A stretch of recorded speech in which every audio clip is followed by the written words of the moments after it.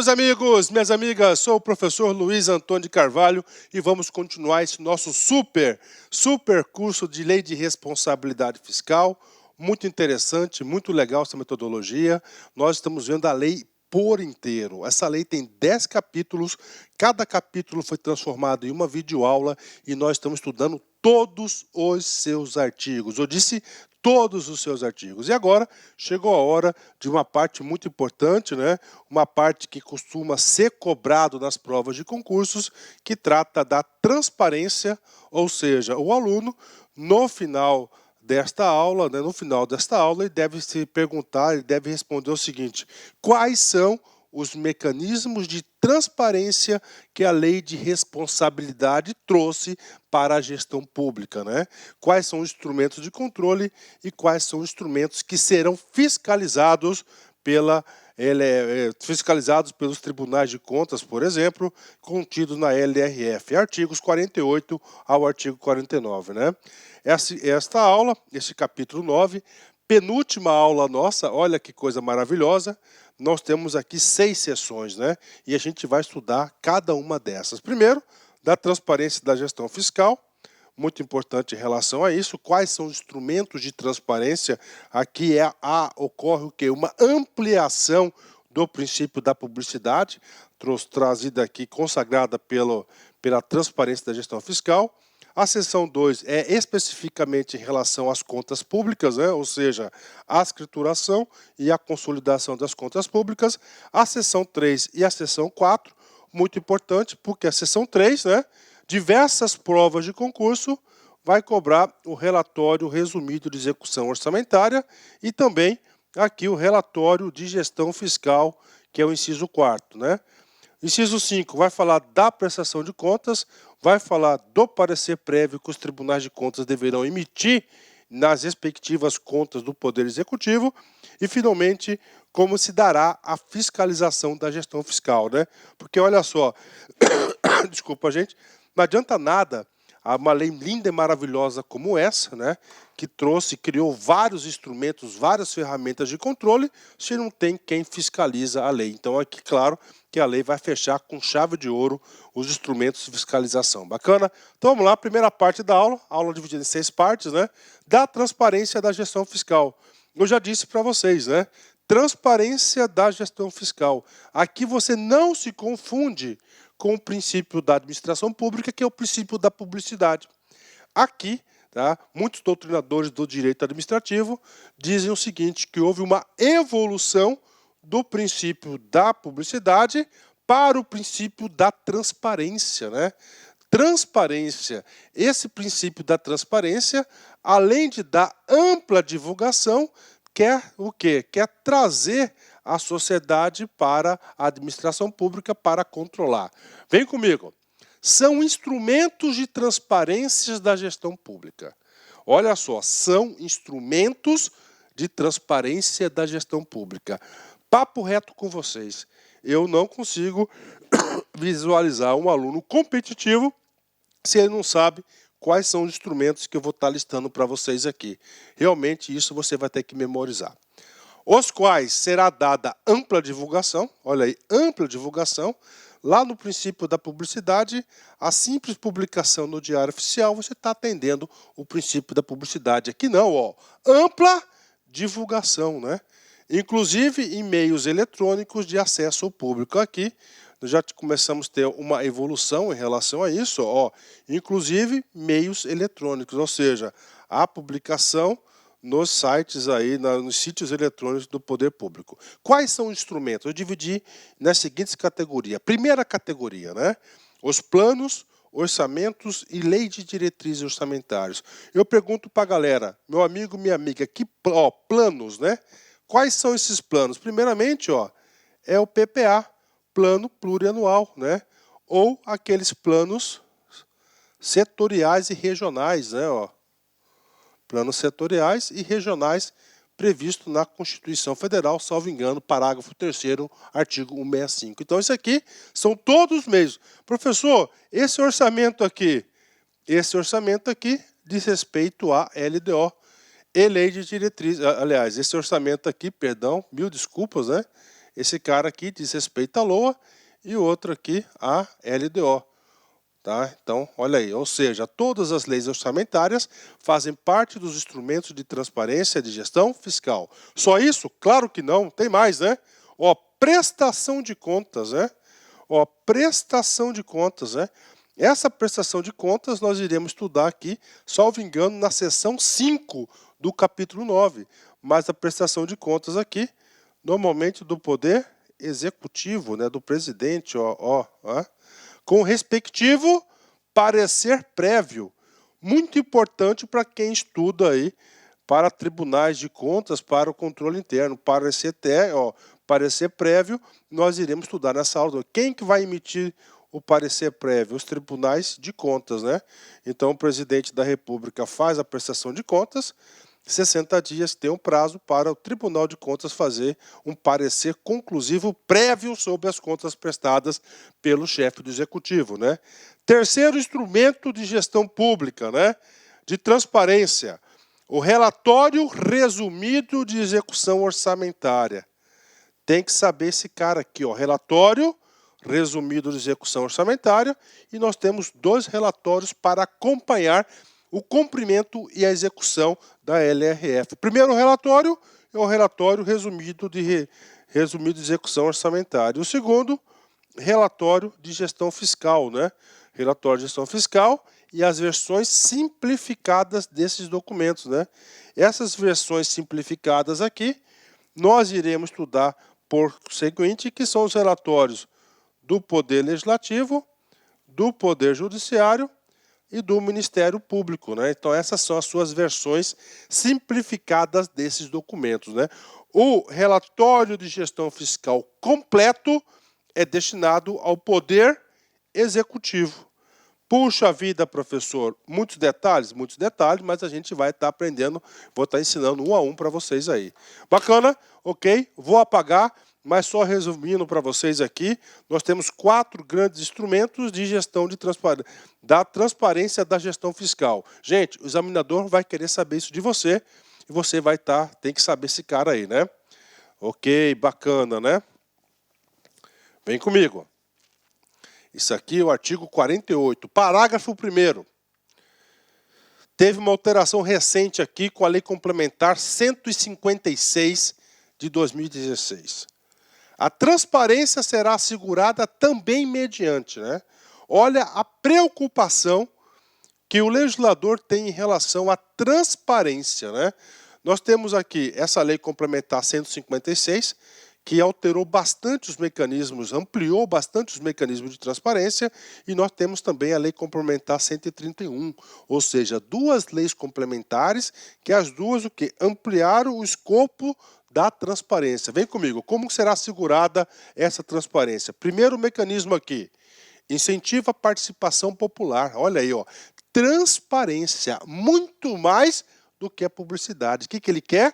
Incentiva a participação popular e a realização de audiências públicas. Olha que coisa interessante, ó. Audiências públicas durante os processos de elaboração e discussão dos planos, né? Plano aqui, ó, PPA e os planos setoriais e regionais, ó, LDO e leis orçamentárias, LOA. Então, todos esses dispositivos, eu digo para você, eu acompanho do meu estado, do meu município, de vez em quando eu vejo, inclusive, uma propaganda na televisão, principalmente por parte do governo do estado, falando que ele vai fazer audiências públicas, não só na capital, onde fica a sede da chefia dos poderes, né, tanto do Poder Executivo, Legislativo, como do Judiciário, mas também no interior. Então, audiência pública é uma tentativa de incentivo à participação popular. Aí eu tenho que fazer um comentário meu próprio do professor Luiz Antônio, que a participação, infelizmente, tem sido uma participação aí muito aquém, tá, do desejado, do necessário, né? 2, né? Outro instrumento de transparência, liberação ao pleno conhecimento e acompanhamento da sociedade. Olha que coisa legal, isso já caiu em prova, em tempo real, olha, em tempo real, de informação pormenorizadas, ou seja, detalhadas, sobre a execução orçamentária e financeiro em meios eletrônicos de acesso ao público, né? Esse dispositivo aqui, confesso para você que também ele foi feito para atender a Lei 12.527 de 2011, que é a LAI, Lei de Acesso à Informação. Detalhe, tempo real, ou seja, todos os sistemas de administração financeira e orçamentária, elas têm que estar numa plataforma online para ter aí esse tempo real de processamento, né? E finalmente nós temos aqui a adoção do Sistema Integrado de Administração Financeira. Olha só, professor, o que vem a ser esse cara aqui, ó, Sistema Integrado de Administração Financeira e Controle. Prof, o que esse cara significa? Esse cara aqui são os sistemas CIAFs, ó. Federal dos estados, ou também pode ser FIPLAN, né? Eu conheço dois tipos de sistema, o sistema CIAF e o sistema FIPLAN. Ou seja, a lei está fazendo o seguinte, está obrigando a União, está obrigando os estados, está obrigando todo e qualquer poder ter um sistema desse integrado que atenda o padrão mínimo de qualidade estabelecido pelo Poder Executivo da União, disposto no artigo 48A. Olha assim, o artigo 48A, ele vai trazer o quê? Parâmetros mínimos necessários para que cada órgão e poder tenha o quê? O seu próprio CIAF, né? O seu próprio CIAF. Em relação a isso, eu digo para vocês que a minha intenção e a minha visão é um pouco maior. Na minha opinião, tinha que ter apenas um CIAF só, né? Tinha que ter o CIAF federal, e esse CIAF federal deveria ter módulos aí de cada estado e de cada município, um só, porque aí você já teria o quê? Toda a consolidação das contas públicas. Pode ter certeza que nós vamos chegar nesse nível de informatização e controle das nossas informações financeiras e orçamentárias. Parágrafo 2º, né? Também incluído aí pela Lei Complementar 156 de 2016. A União, os estados, o DF e os municípios disponibilizarão suas informações e dados contábeis, orçamentários, fiscais, conforme a periodicidade, formato e sistema estabelecidos pelo órgão central de contabilidade da União. Professor, qual que é esse órgão central da União? Aqui estão falando da Secretaria do Tesouro Nacional, Ministério da Fazenda, os quais deverão ser divulgados em meio eletrônico de amplo acesso público, ou seja, na internet, no respectivo site de cada poder e órgão. Então aí está obrigando a todos, a União, os estados, né, fazerem isso aí. Bacana? Olha a importância aqui, então. Quem vai ditar as regras da publicação dessas informações é o órgão central de contabilidade, aqui, ó, a Secretaria do Tesouro Nacional. Parágrafo 3º, vem comigo aqui, tá?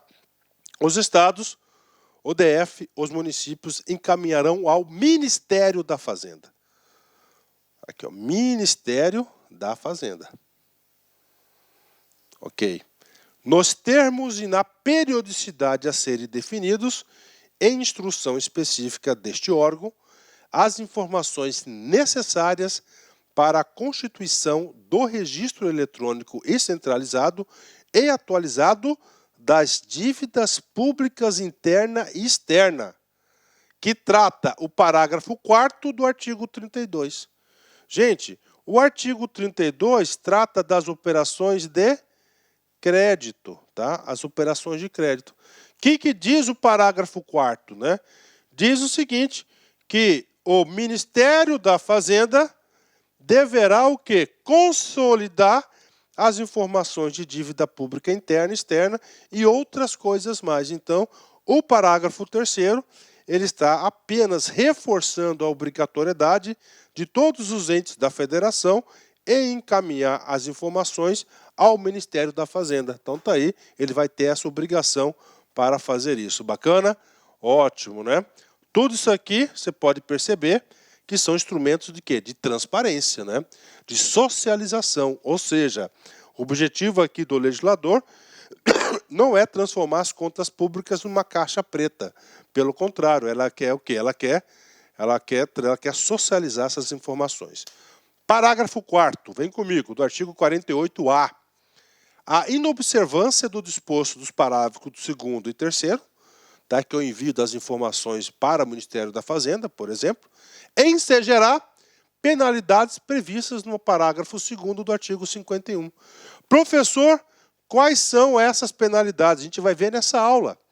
Ou seja, são aquelas penalidades institucionais. O ente que não encaminhar essas informações, primeira coisa que ele faz é o quê? Suspender as transferências voluntárias. E a segunda penalidade institucional que vai estar o ente que não cumprir o parágrafo 2º e o 3º que nós acabamos de ver. Ele vai ficar proibido de realizar operações de crédito, salvo para o refinanciamento da dívida mobiliária. Parágrafo 5º, vem comigo aqui.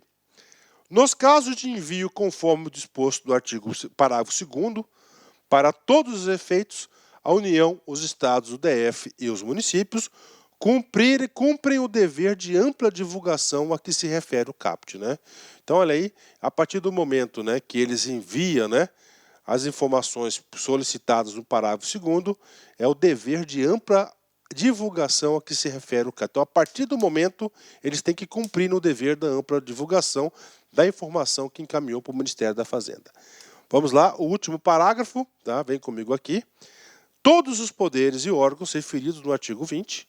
O que diz o artigo 20? O artigo 20, só para ter uma ajuda à memória, é aquele artigo que trata da despesa com pessoal. Nesse artigo 20, ele vai dividir lá todos os percentuais por órgão, lembra lá? 54%, 6%, 0,6%, 2%, 40,9%, né, da despesa com pessoal. Então, todos aqueles órgãos do artigo 20, incluídos autarquias, fundações públicas, empresas estatais dependentes, olha aí, o que uma empresa estatal dependente é aquela empresa que depende de recursos para a sua manutenção, de suas despesas correntes, né? Somente as dependentes, as não dependentes estão fora. E fundos do ente da federação devem utilizar sistemas únicos. Olha que coisa interessante, ó. Únicos de execução orçamentária e financeira, mantidos e gerenciados pelo Poder Executivo. Olha que coisa interessante, né? Resguardada a autonomia. Isso aqui é muito importante. Por exemplo, né?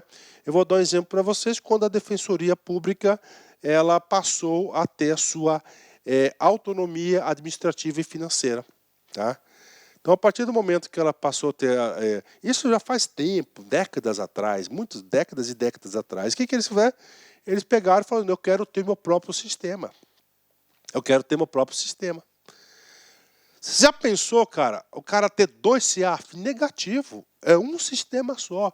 Então, cada poder tem que ter um único sistema.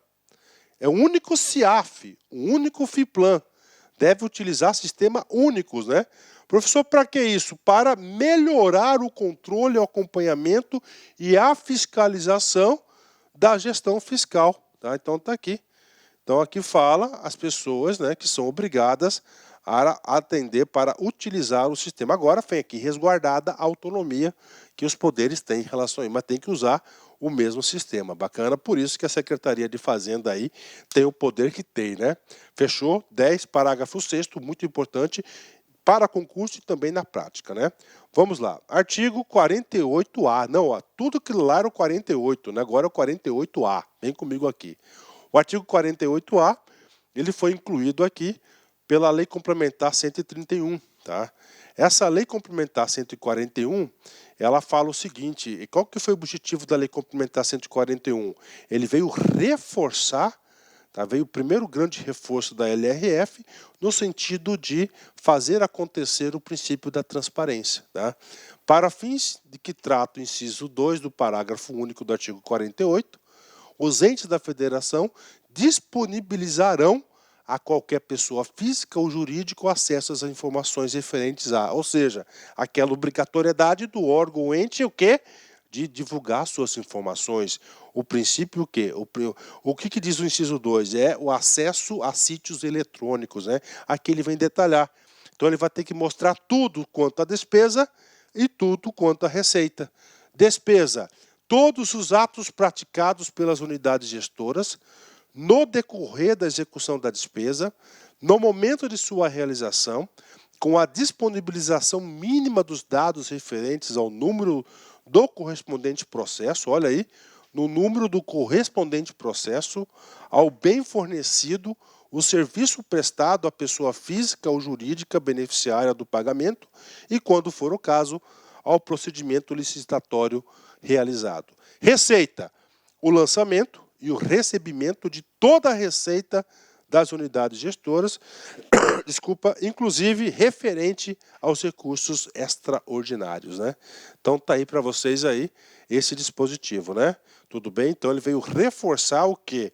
A transparência. Aqui não ficou apenas, ó, chama a atenção de vocês, não ficou só apenas números, ficou os atos administrativos também, ó, procedimento licitatório, ao lançamento, tá? Ao recebimento, ou seja, toda e qualquer informação. A Lei de Responsabilidade Fiscal transformou isso em pública, em transparência total desses atos, né? Por que tudo isso? Qual que é a ideia do legislador? Muito simples, né? Ele quer o quê? Ele quer que a sociedade participe. Aí, diante disso aqui, surgiu várias ONGs que exercem controle sobre as contas públicas, né? Tem uma ONG que eu respeito muito, que ela fica só controlando esses dados, que é a ONG Transparência. Então, olha só, ela consegue pegar todas essas informações via internet. Artigo 49, vem comigo. As contas apresentadas pelo chefe do Poder Executivo ficarão disponíveis durante todo o exercício do respectivo Poder Legislativo, durante todo o exercício, no respectivo Poder Legislativo e no órgão técnico responsável por a sua elaboração, para consulta e apreciação dos cidadãos e instituições da sociedade. Aí eu pergunto, que contas são essas apresentadas, né? Vem comigo aqui, tá? Então nós temos aqui, ó, no dia 2/2. Claro que essa data aqui ela pode sofrer alterações. Essa data 2/2 nós vimos lá na aula do ciclo orçamentário de AFO, tá? O que eu disse aqui para vocês? Aqui é aquela data que é a abertura legislativa. Então aqui, né, funciona, aqui inicia os trabalhos daquele ano legislativo. O que diz isso? Aqui diz o seguinte, tá? Traduzindo aqui o artigo 69. O Poder Executivo, ele tem, tá, até 60 dias para fazer a prestação de conta. Prestação de contas. Prestação de contas, o quê? Referente à LOA anterior. O que está dizendo aqui? Ele vai prestar contas para quem? Para o Congresso Nacional. Está falando aqui que essas contas prestadas pelo chefe do Poder Executivo, tá? É sempre o chefe do Poder Executivo, vai ter que mostrar o quê? O ano todo, tá? Respectivo poder. Então ele vai ter que apresentar o ano todo. O ano todo. Além disso, né? E no órgão técnico responsável pela sua elaboração. Tá? Quem que é o órgão técnico? Normalmente aqui é o órgão de controle interno, né? O órgão de controle interno ou uma outra secretaria ou ministério. Isso que está dizendo aqui. Para quê? Aqui o exercício da transparência para consulta e apreciação pelos cidadãos e instituições da sociedade. Então ele quer o quê? Não é caixa preta, não quer caixa preta, ele quer que todo mundo saiba. Então isso aqui que é o artigo 49 na sua aplicação prática aí, né? Vamos para o seu parágrafo único. Vou apagar aqui porque a gente não consegue nem ler, né? Vamos lá, mais um comando bastante específico em relação a isso, né? Perdão. A prestação de contas da União, conterá demonstrativos do Tesouro Nacional. Então olha só. Então essa prestação de contas, tá, vai ter um demonstrativo do Tesouro Nacional, tá, que é lá da Secretaria do Tesouro Nacional, secretaria importantíssima para o país, e das agências financeiras oficiais de fomento, incluído o Banco Nacional de Desenvolvimento Econômico e Social.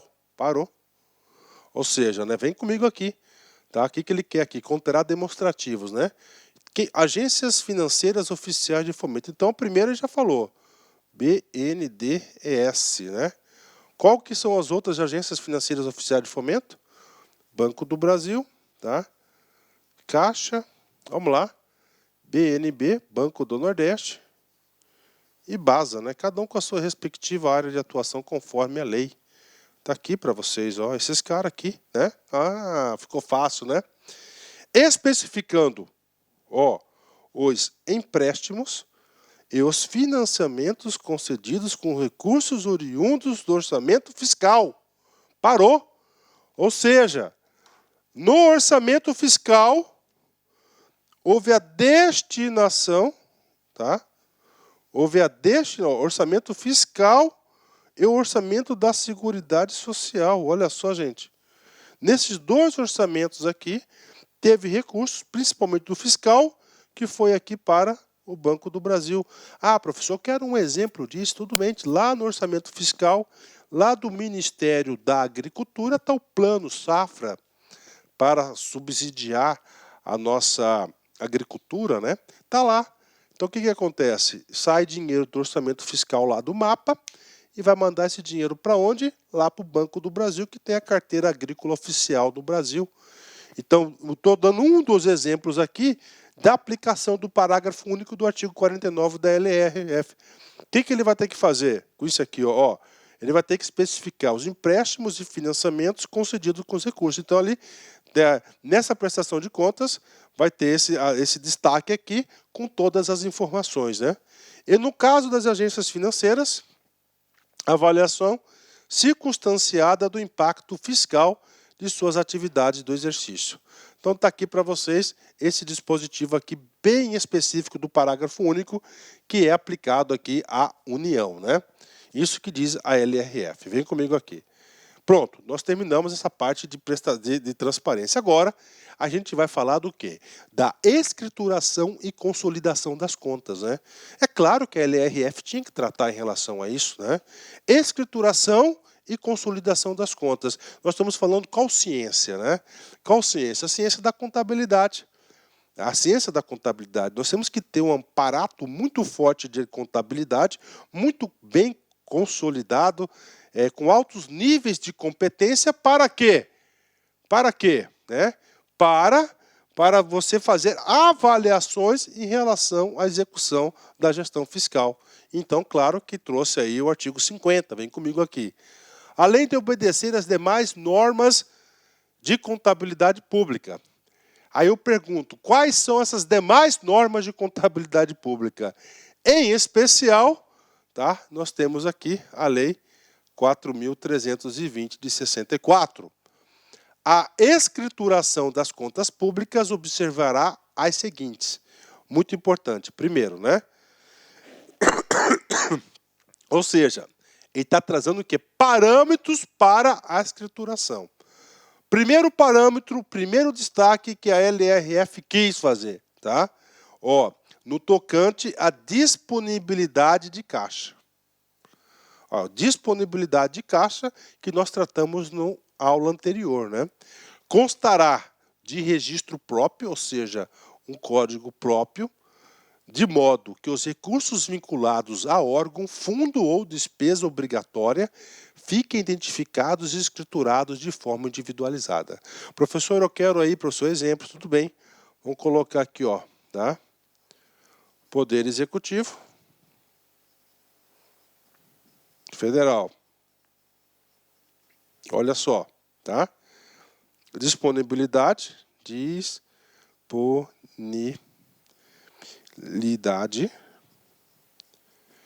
de caixa. Olha aí. Valor total, 1.000. Registro próprio, tá aqui, matei. De modo que os recursos vinculados a órgão, fundo ou despesa obrigatória fiquem identificados e escriturados de forma individualizada. Ou seja, vamos colocar aqui, ó, Fundeb. É um fundo vinculado a um órgão, o Ministério da Educação, é uma despesa aí, tá? Vinculado. Então, ele tem o quê, ó? 200 desse 1.000. Vamos colocar aqui outros, né? Ó, 800. Pronto. Matei. Aí. Atendi 100% o dispositivo do artigo 50, inciso 1º, disponibilidade de caixa. Olha o exemplo aí, né? Tá certo? Eu falo para vocês, gente, olha, meu sonho, né? Não é meu sonho, é uma realização pessoal. Eu, na minha vida como ex-gestor governamental do estado do Mato Grosso, eu tive a oportunidade aí de ser ordenador de despesa e me deparei muito com contabilidade pública, mas muito mesmo, né? E aí o seguinte, eu digo para vocês o seguinte, que eu tenho bastante conhecimento, eu quero gravar um curso de contabilidade pública, eu quero gravar esse curso, cara. Se Deus quiser, eu vou ainda encontrar um tempo, uma prioridade para gravar esse curso aí. Detalhes, igual o AFO, um a um, o aluno no final do curso ele vai saber tudo e vai estar super competitivo, né? Vem comigo aqui, inciso 2º, né? Cai em concurso também. Como é que cai em concurso? O cara vai trocar competência por caixa, né? Claro que a Lei 4.320 ele já traz lá o regime misto de contabilidade, né? A despesa e a assunção de compromisso, ó, obrigação, né? O cara está assumindo um compromisso. Serão registrados segundo o regime de competência. Então, a despesa sempre regime de competência. Apurando-se em caráter complementar, olha aí, né? Regime de competência. Apurando-se em caráter complementar o resultado dos fluxos financeiros pelo regime de caixa, né? O fluxo de financeiro, a entrada e saída de dinheiro, ó. Então a entrada e a saída de dinheiro vai ser em regime de caixa, no momento que saiu, tá? E a competência no momento que entra, no momento que foi originada a despesa ou assumida a obrigação, o compromisso financeiro. Cai muito esse dispositivo número 2 aqui, né? Vamos lá, inciso 3. As demonstrações contábeis compreenderão isolada e conjuntamente, as demonstrações contábeis, tá? Isoladas e conjuntamente, tá? Isolada, uma a uma. Conjuntamente, consolidadas, uma só. As transações e operações de cada órgão, fundo, entidade da administração direta, autárquica e fundacional, inclusive empresa estatal dependente. Tá? Muita atenção isso aqui, né? Como assim, professor? Conjuntamente, as contas, o demonstrativo do Poder Executivo. É uma só consolidada. E vai ter também cada secretaria, né, que é cada órgão, cada fundo, vai ter a sua demonstração contábil isolada. Então, ele vai ter que fazer a sua conta sempre isolada e vai ter uma conjuntamente, que é aquela que vai ser consolidada, né? Tudo isso aqui, o quê? Isso aqui ajuda na transparência, né? Vamos lá, vamos terminar esse bloco aqui da contabilidade. Inciso 4º, né, falando da escrituração. Como é que deve se escriturar? Só coisas gerais. As receitas e despesas previdenciárias serão apresentadas em demonstrativos financeiros e orçamentários específicos, né? Olha a preocupação do legislador já desde 2000, né? Desde 2000 da LRF. Olha só, despesa e receita previdenciária. Então ele sempre vai tratar receita e despesas previdenciárias de forma o quê? Separada das demais contas. É uma conta específica. Para quê? Qual que é a intenção? Não misturar as coisas, né? Para fazer maior gestão das despesas previdenciárias. Por quê, professor? Porque é o tipo de despesa que tem o quê? Que é um tipo de despesa que tem o maior rombo, né? Então ele quer evitar esses rombos aí. A despesa previdenciária, ela é prioritária.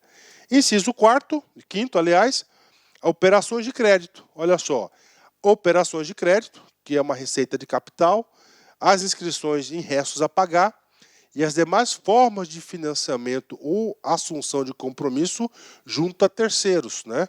Ou seja, não da própria administração, mas de terceiros, né? Que você vai gerar compromissos para a administração pública. Deverão ser escrituradas de modo a evidenciar o montante e a variação da dívida pública no período, detalhando pelo menos a natureza e o tipo de credor. Bacana, né? Então, a preocupação aqui com as operações de crédito. E, finalmente, demonstração das variações patrimoniais dará destaque à origem e ao destino dos recursos provenientes à alienação de ativos, né? Então, nós temos aqui, tá? Nós temos aqui 2 comandos, né? Ó, 2 comandos, né? A origem, né? Aí. Dos comandos. Primeiro, variações patrimoniais dará destaque à origem, né? As variações patrimoniais podem ser aumentativas ou diminutivas, né? São aquelas variações que ocorrem no patrimônio líquido que não há necessariamente entrada de disponibilidade, alteração da situação líquida, né? Então ela vai ser demonstrada em destaque à origem, tá?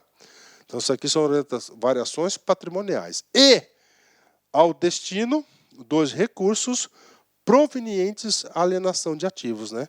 Outra informação, ou contabilidade, então, todos os órgãos, então, deverão o seguinte: vendeu qualquer coisa do patrimônio ou qualquer coisa de algum direito, a um ativo da administração pública, a alienação é a venda, né?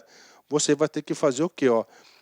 Indicar a destinação desses recursos. Então, é mais uma obrigação para a escrituração. Essas obrigações aqui são focadas para o setor de contabilidade de qualquer órgão aí. Parágrafo 1º, vem comigo. No caso das demonstrações conjuntas, olha aí, demonstrações conjuntas são aquelas consolidadas, né? De poder, tá? De cada poder, né? Cada poder. Excluir-se-ão as operações intragovernamentais, né? Lá atrás, na nossa aula, não sei se foi de receita ou foi de despesa, eu disse para vocês, tá, que as operações intragovernamentais, elas foram proibidas e foram excluídas pela RF aqui, tá, onde ela excluiu, né? Professor, o que significa isso aqui, né? Isso aqui significa o seguinte, ó, vamos colocar aqui, ó, a União, tá, por exemplo, destinou um recurso, né, para o Estado, qualquer Estado qualquer. Então isso aqui era uma operação intragovernamental. Isso não pode mais. Como é que é feito isso agora, né? Aqui vai ser tratada como uma despesa e aqui vai ser tratada como uma receita, né? E é feita a contrapartida. Então não tem nada de operações intragovernamentais. Que isso aqui, tá? Atenção, é diferente, tá? Das operações, ó, intergovernamentais. As intergovernamentais estão valendo. As intergovernamentais é dentro de um poder, né, do mesmo ente da federação. Vamos colocar aqui, por exemplo, o mapa, tá? Fez lá, contratou um serviço, por exemplo, do Ministério da Saúde, né? Então, neste caso aqui, intergovernamentais tem o objetivo de evitar o que? Duplicidade de lançamento em receita e despesa, tá? Então, é o objetivo da intergovernamental. A intergovernamental ainda existe, tá? Agora, a intragovernamental, tá? Entre governos, né? Entre governos, não existe mais. Então, esse aqui é o parágrafo 1º. Bacana? 10, né? E agora, professor? Agora, nós vamos para um parágrafo todo ele amarelinho. De cara, pergunto para você, esse cara é importante? Claro que é importante. Esse cara aí vai explicar algumas coisas para nós. Umas coisas muito importantes que às vezes o cara não entende. Agora você vai entender. Você vai entender agora. A edição de normas gerais para a consolidação das contas públicas caberá ao órgão central de contabilidade da União. Normas gerais de consolidação. Qual que é esse órgão? Secretaria do Tesouro Nacional. Professor, eu quero um exemplo, professor, das normas gerais de consolidação. Sim, vamos lá, cara, ó. A portaria 163, cara. Salvo engano, aqui é de 2001, né? Aí, da onde? Do STN. Essa portaria aqui, cara, ela alterou, né, alguns entendimentos e a estrutura da Lei 4.320, uma lei ordinária que tem status de lei complementar, foi alterada pelo pela STN. Pode. Qual que é a força legal? Parágrafo 2º do artigo 50. A edição de normas gerais para a consolidação está aqui. Um exemplo disso aqui, ó. Outro exemplo, cara, ó, que nós temos aqui, ó, é a portaria 42, né? Conjunta, né? Que é uma portaria conjunta da SOF, da STN, que é função tal, tá aí, pronto. Olha a importância do parágrafo 2º, né? Então, por isso que o STN, ele vai editar normas, e essa portaria 163, embora seja editada por uma secretaria do Tesouro Nacional, ela vale para o Brasil todo. Todos os municípios, todos os estados e todos os órgãos da União têm a obrigação de atender, de obedecer o dispositivo, por força do artigo 50, parágrafo 2º. Está aí. Professor, e a parte final? Você não falou, não falei, vou falar agora para vocês, né? Vírgula, né? Ou seja, o STN, ela tem essa atribuição provisória, enquanto não implantado o conselho que trata o artigo 67. Prof, qual que é esse conselho? Conselho de Gestão Fiscal. E aí, prof, esse conselho ainda não foi constituído pelo Congresso Nacional. Cara, já teve vários projetos de lei no sentido, tá, de constituir, de criar esse conselho. Só que até o presente momento, tá, esse conselho ainda não nasceu. Tá, ele não nasceu. Tá? Professor, por quê? Cara, é força política, né? Força política. Eu vou colocar, eu sou o presidente da República, cara. O cara aqui, ó, do STN, tá? Ele é meu subordinado. Ele é meu subordinado, né? Cara, eu vou criar uma contabilidade criativa para eu ficar bonito na foto. Ele pode fazer as normas? Pode. O dia que tiver o conselho, não. Então não há vontade, na minha opinião, isso é minha opinião, tá? Então ele não, entendeu? Então o que acontece? Ele não constitui ainda o conselho. Eu acredito, cara, independentemente aí de qualquer coisa, eu acho que esse conselho vai ficar para frente ainda. Eu quero, tá, um dia vir aqui regravar essa aula e falar: este conselho ele foi definitivamente constituído pela lei tal. Mas, por enquanto, ele ainda não foi constituído, né? Já tem projeto de lei em tramitação, e aí vai. Mas demora. Como não tem prazo, né? Não tem prazo aí para aprovação. Então, isso aqui é muito importante, que está dando autonomia à Secretaria do Tesouro Nacional. Parágrafo 3º, tá? Último parágrafo aqui do artigo 50. A administração pública manterá sistema de custos que permita a avaliação e o acompanhamento da gestão orçamentária, financeira e patrimonial. Esse sistema de custos também, a gente já falou sobre isso lá no anexo de metas fiscais, lembra da LDO? Então a administração pública deve ter esse sistema de custos ainda, esse sistema ainda está caminhando, ainda não está no grau de excelência que nós desejamos. Bacana? Então está aí na lei, ok? Vamos lá, artigo 51, tá? Vem comigo aqui. O que trata o artigo 51? A lei de responsabilidade fiscal, ele quer realmente que as contas públicas tenham gestão. Para ter gestão, um gestor, ele só consegue gerir, ele só consegue monitorar, produzir o resultado, se ele tem o quê? Informações confiáveis. Informações confiáveis. E o artigo 50, ele traz isso. Então, ele traz vários parâmetros para a escrituração, para ocorrer uma padronização em nível nacional.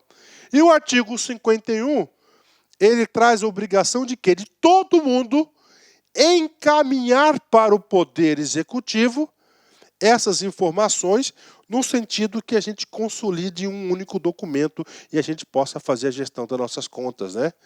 O Poder Executivo da União promoverá até o dia 30 de junho.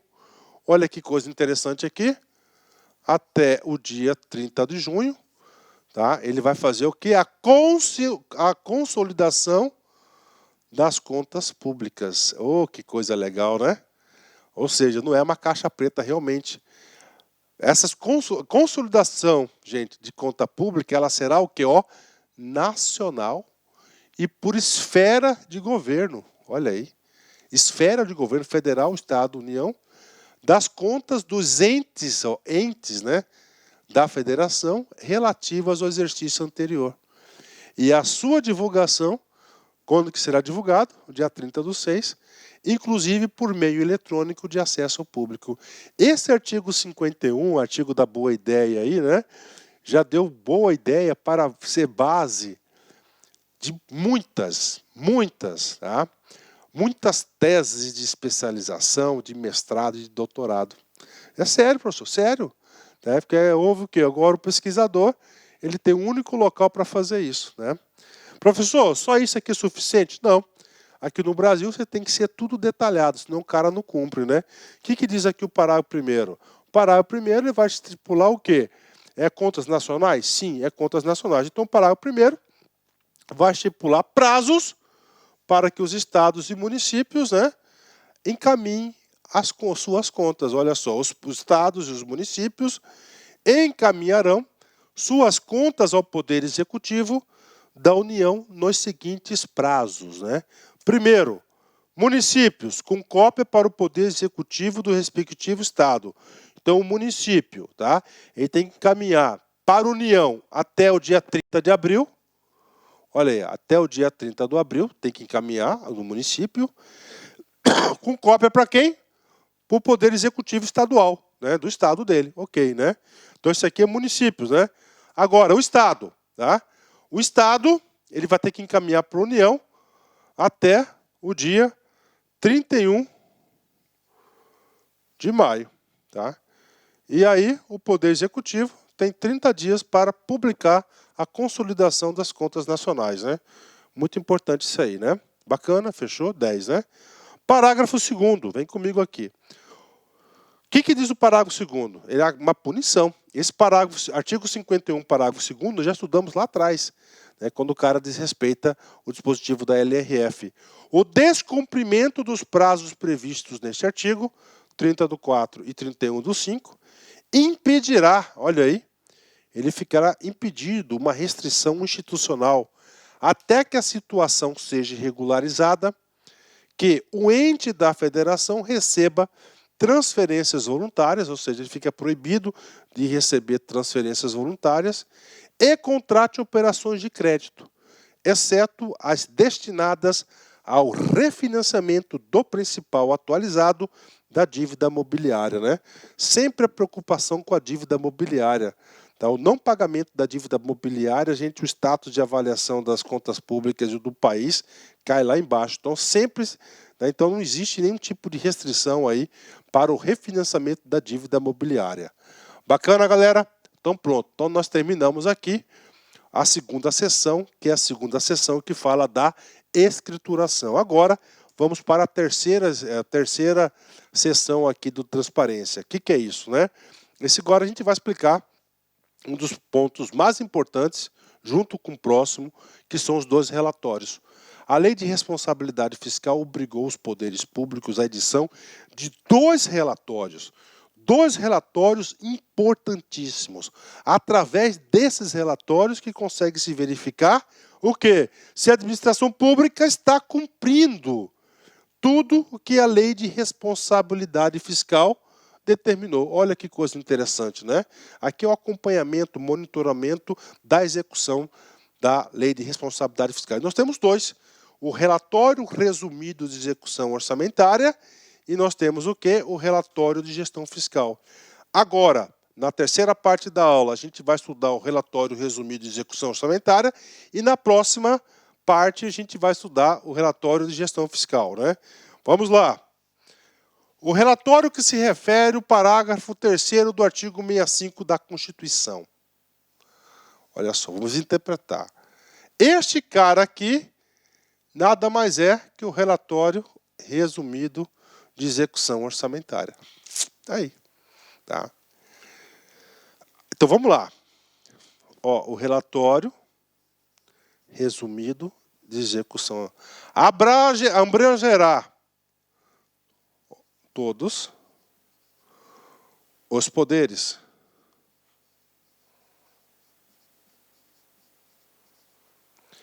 e mais o Ministério Público.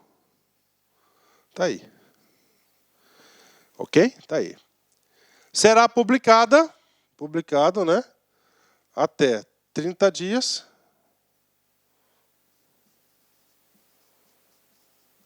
Ó. Após o encerramento de cada bimestre.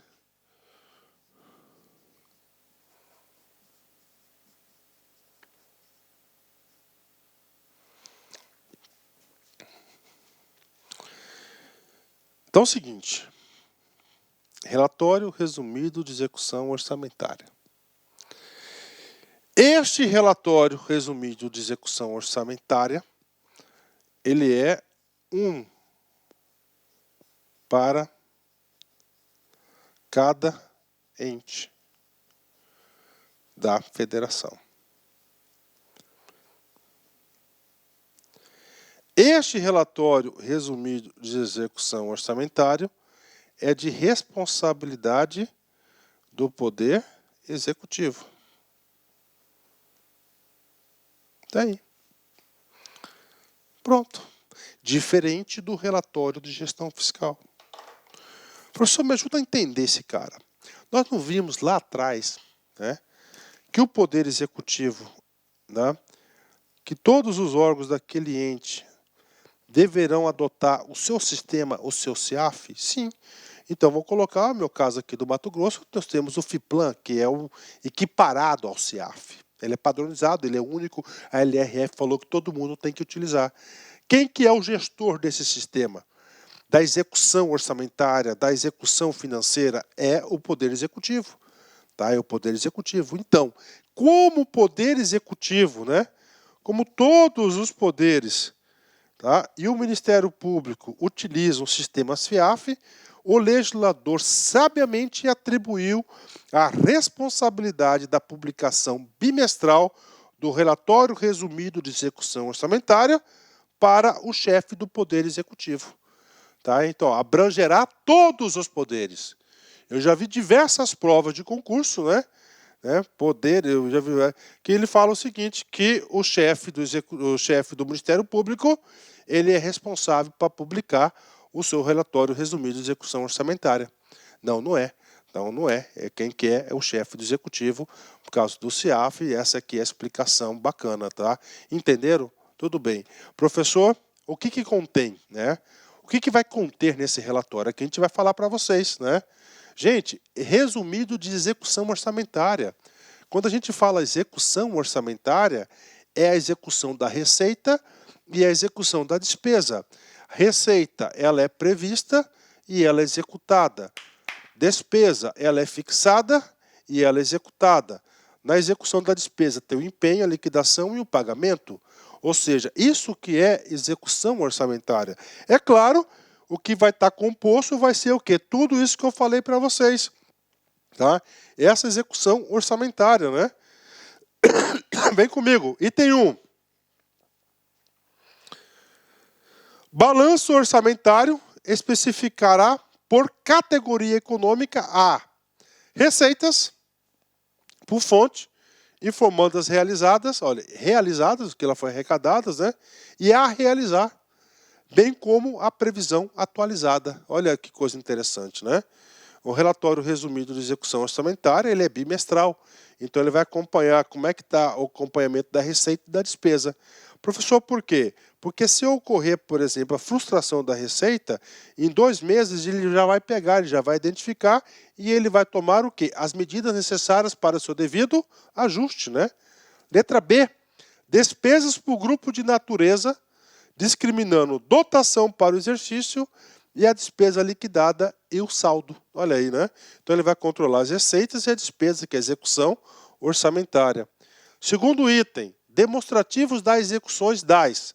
1. Demonstrativo da execução. Execução o quê? Da receita.